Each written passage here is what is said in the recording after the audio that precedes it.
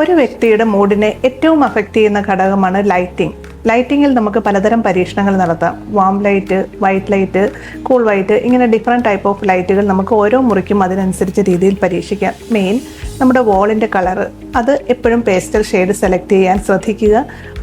ഒത്തിരി ഫർണിച്ചറുകൾ നമ്മുടെ റൂമിലൊക്കെ കുത്തി നിറയ്ക്കാതെ കസ്റ്റമൈസ്ഡ് ഫർണിച്ചർ ആവശ്യമുള്ളത് മാത്രം യൂസ് ചെയ്യുക. സ്റ്റോറേജിന് നല്ല പ്രാധാന്യം കൊടുക്കണം. അതായത് സാധനങ്ങളൊക്കെ നിരത്തിയിടാതെ സ്റ്റോർ ചെയ്ത് വെക്കാൻ ശ്രദ്ധിക്കുക. റൂമിൽ ഒരു ഗ്രീനറി, അതായത് പ്ലാന്റ്സുകൾ അറേഞ്ച് ചെയ്ത് കഴിഞ്ഞാൽ നന്നായിരിക്കും.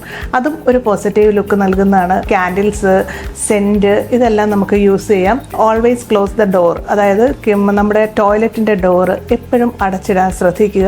രാത്രി റെസ്റ്റ് ചെയ്യുന്ന സമയമാണെങ്കിൽ നമ്മൾ വൈഫൈ, ഇലക്ട്രോണിക് ഐറ്റംസ് ഇതെല്ലാം ക്ലോസ് ചെയ്യുക. ഇങ്ങനെ നമ്മുടെ മൂഡിനെ ചേഞ്ച് ചെയ്യുന്ന രീതിയിൽ നമുക്ക് തന്നെ നമ്മുടെ റൂമിനെ അല്ലെങ്കിൽ നമ്മുടെ വീടിനെ ഒരു പ്രത്യേക ലുക്കിലേക്ക് കൊണ്ടുവരാൻ സാധിക്കും. നമ്മൾ ചെറുതായിട്ട് ഉപയോഗിക്കുന്ന ഡെക്കറേറ്റീവ് ഐറ്റംസിൽ അതിലും നമ്മുടേതായ ഒരു ക്രിയേറ്റിവിറ്റി കൊണ്ടുവരാൻ ശ്രദ്ധിച്ചു കഴിഞ്ഞാൽ നമുക്ക് അതിലെല്ലാം സന്തോഷം കണ്ടെത്താൻ സാധിക്കും. കേർട്ടൻസ്, അതുപോലെ തന്നെ ഫാബ്രിക്, ബെഡിങ്, ഇതെല്ലാം നമ്മളൊന്ന് ശ്രദ്ധിച്ചു കഴിഞ്ഞാൽ നമുക്കതിലെല്ലാം ഒരു പോസിറ്റീവ് വൈബ് കൊണ്ടുവരാൻ സാധിക്കും.